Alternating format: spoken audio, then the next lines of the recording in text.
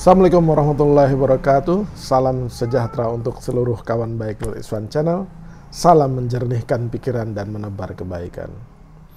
Kawan baik, pada awal Ramadan atau bulan puasa, ketika Pak Jokowi dan Istana Negara memberikan surat edaran dan melarang para pejabat untuk menyelenggarakan buka puasa bersama. Nah, Partai Nasdem itu bikin buka puasa bersama, dan yang menariknya itu dihadiri oleh tokoh-tokoh, ya. Salah duanya itu adalah dua tokoh Golkar itu hadir, yaitu Erlangga Hartarto, Ketua Umum, dan juga Yusuf Kalla, Wakil Presiden 2 kali, ya. Nah, jadi ini menjadi banyak tafsiran yang kemudian juga berkembang kepada dinamika Pilpres 2024 mendatang. Karena kehadiran di gedung Nasdem Tower untuk kesekian kalinya, Pak Erlangga Hartarto sepertinya melakukan langkah-langkah politik yang menarik untuk terus diamati, karena sebagai partai tiga besar, ya, di parlemen, dan punya pengalaman panjang sejak zaman awal Orde Baru, kemudian juga ditunjang oleh kepiawaian para politisinya di parlemen dan di seluruh jajaran berbagai level, dari tingkat pusat, provinsi, sampai daerah, dengan jejaring mesin politik yang sudah cukup tua. Nah, membuat Golkar ini menarik langkah zigzagnya, terutama langkah zigzag ketua umumnya, ya kan. Nah, beberapa waktu yang lalu memang Pak Erlangga juga bertemu baik di gedung Golkar, di DPP Partai Golkar, maupun di DPP Partai Nasdem beberapa waktu yang lalu, gitu. Nah, tetapi buka puasa ini menjadi pertanda bahwa lebih mudah bagi Golkar dan Partai Nasdem, bagi Pak Surya Paloh maupun Erlangga serta Yusuf Kalla, yang memang sudah diketahui oleh umum menjadi pilarnya pencalonan Mas Anies sebagai presiden. Bahkan jauh sebelumnya Pak JK juga merupakan seorang tokoh yang mengendorse Mas Anies maju di Pilkada DKI. Nah, kembali ke Pak Erlangga Hartarto, ini memang menarik, dan kemudian Pak Erlangga Hartarto sebagai Ketua Umum, di mana Golkar menjadi anggota dari Koalisi Indonesia Bersatu bersama PAN dan P3, tiba-tiba menggulirkan wacana tentang koalisi besar, gitu.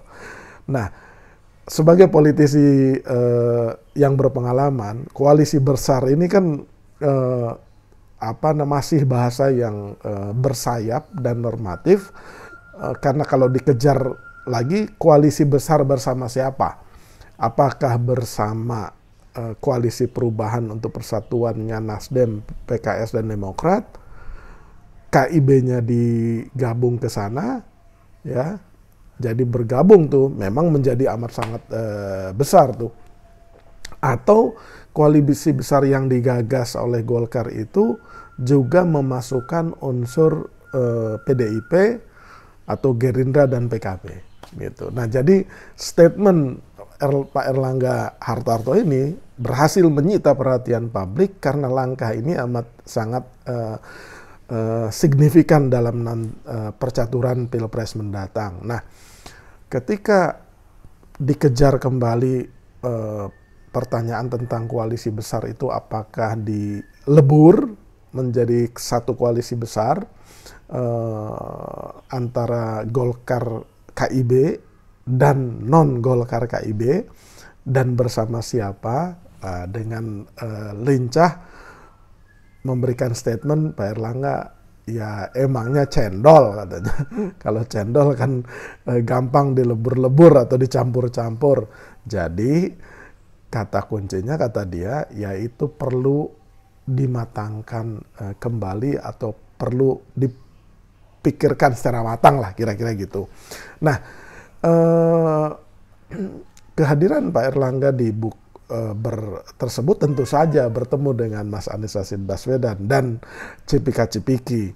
Walaupun orang coba menurunkan derajat manuver tersebut dengan bahwa itu silaturahmi biasa, bahwa itu acara buka puasa bersama, kemudian PAN yang juga menjadi anggota KIB di mana bersama P3 dan Golkar melalui pernyataan waketumnya kalau nggak salah Mas Viva Yoga Mauladi menganggap itu pertemuan silaturahmi biasa, kangen-kangenan, rindu-rinduan antara mantan politisi Golkar karena Pak Surya Paloh kan dulu di Golkar.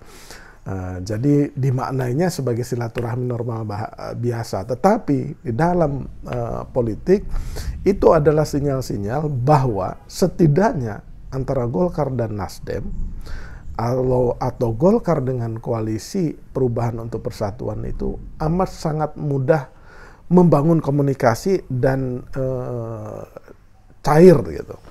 Jadi ruang komunikasi itu terbuka dan itu dipertontonkan kepada masyarakat gitu.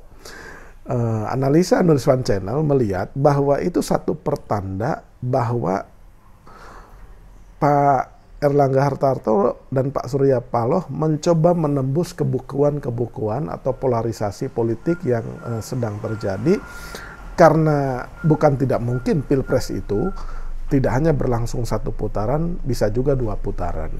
Salah satu pertimbangan Pak Erlangga kenapa ia melirik Nasdem dengan koalisi Perubahan untuk Persatuan dan Mas Anies, karena gini ya, ini mungkin ya, analisa Nuriswan Channel nih, mungkin apabila Pak Erlangga Hartarto mencalonkan ya KIB-nya atau bergabung bersama Pak Prabowo misalkan, atau bergabung dengan koalisi PDIP, ya kan kemungkinannya ia bergabung dengan Prabowo, mencalonkan Prabowo sebagai presiden, karena tidak mungkin Prabowo mengalah untuk menjadi wakil presidennya Erlangga Hartarto.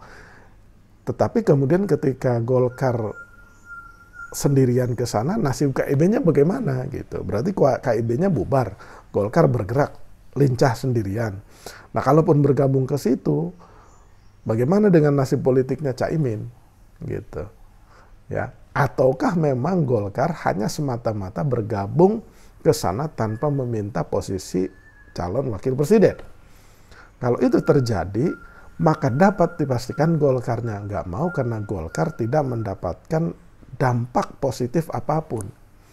Karena ketika mendorong Prabowo, maka patut diduga elektoral Gerindra lah yang naik atas pencalonan Prabowo, bukan Golkar gitu. Oke, itu kalau ke Prabowo. Yang kedua, kalau dia ke Ganjar tanpa menjadi wakil presiden, Ganjar. Nah, ini juga masalah. Karena sama ketika bicara mendukung Prabowo tadi. Apa manfaat Golkar secara politik mendukung Ganjar Pranowo? Pasti elektoral Golkar itu tidak terpengaruh apa-apa, atau kalaupun ada itu kecil sekali, tidak punya efek elektoral terhadap Golkar. Bahkan yang naik itu adalah PDIP, karena Ganjar Pranowo adalah kader PDIP. Oke? Gitu. Jadi dilemanya Golkar itu. Nah, termasuk juga kalau misalkan menjadi pendukungnya Puan Maharani. Nah, menjadi pendukungnya Anies itu lebih punya potensi positif kepada Golkar, karena Anies bukan kader partai manapun. Ya, itu keuntungannya. Anies akan mendorong partai-partai secara adil, baik itu Nasdem, baik itu Demokrat, baik itu PKS, ya. Terserah masyarakat kalau mau mendukung dia, terserah mau milihnya Golkar, mau milihnya PKS, mau Demokrat, atau mau Golkar misalkan apabila Golkar dan Pak Erlangga bergabung. Jadi kesempatan untuk mendapatkan elektoral dari majunya Anies itu secara adil akan diperoleh partai-partai koalisi perubahan untuk persatuan. Adil gitu. Karena ya bukan kader partai manapun. Itu yang pertama. Tetapi kalau misalkan Golkar ingin bergabung ke Anies dengan syarat menjadi calon wakil presidennya Anies, mungkin terjadi, tetapi pasti akan ada resistensi dari Nasdem, PKS, Demokrat. Karena ketika cawapresnya Erlangga, maka 3 partai koalisi perubahan untuk persatuan yang lama ini merasa efek elektoral yang paling besar itu nanti akan ke cawapres apabila cawapresnya Erlangga Hartarto. Nah, kalau efek elektoral ke Erlangga Hartartonya besar, maka Golkar yang mendapat manfaat yang luar biasa. Jadi yang paling ideal buat Erlangga Hartarto adalah bergabung dengan Anies tanpa mempersyaratkan menjadi cawapres, ya, sehingga posisi Golkar, Nasdem, PKS dan Demokrat itu akan secara adil. Nah, tetapi yang harus dipertimbangkan oleh Pak Erlangga Hartarto itu adalah bagaimana dengan nasib koalisi Indonesia Bersatu itu, KIB bersama PAN dan P3, ya. Walaupun Mas Viva Yoga, waketumnya PAN, mengatakan ia tidak khawatir dengan kehadiran Erlangga pada bukber, tetapi ia juga memberikan sinyal bahwa sudah ada janji suci antara Golkar, PAN, dan P3 melalui KIB itu. Janji suci. Jadi udah ada kesepakatan, mungkin juga kesepakatan secara tertulis antara 3 partai ini. Kalau Golkar lari dari KIB berarti mengkhianati perjanjian itu. Nah, itu sebenarnya sinyalnya Mas Viva Yoga tuh begitu. Nah, pasti akan diserang tuh Erlangga karena dianggap mengkhianati perjanjian yang telah disepakati oleh ketiga partai dalam KIB. Nah, itu dilema lain buat KIB. Kecuali koalisi besar yang dimaksudkan oleh Erlangga adalah menggabungkan koalisi perubahan untuk persatuan dengan koalisi Indonesia Bersatu. Itu besar beneran loh. Artinya 6 partai bergabung dengan satu. Tetapi mampukah Erlangga meyakinkan PAN dan P3 untuk bergabung dengan koalisinya Mas Anies tadi, KPP, ya? Karena orang semua tahu PAN dan P3 itu ya pasti akan ikut arahannya Jokowi gitu. Karena selama ini PAN dan P3 itu mengikuti alur skenario Pak Jokowi dengan menggadang-gadang sosok seperti Sandiaga Uno, Erick Thohir, gitu, Ridwan Kamil, ketika Ridwan Kamil belum menjadi aktivis Golkar. Jadi, nah kembali ke Pak Erlangga, ujian kepiawaian seorang Erlangga ini tiba waktunya dalam dinamika Pilpres sekarang, gitu. Jadi ini sangat menarik dan bukan rahasia juga bahwa lebih dari 26% ya pemilih dari Golkar itu memilih Mas Anies. Ini belum kerja apa-apa nih, gitu.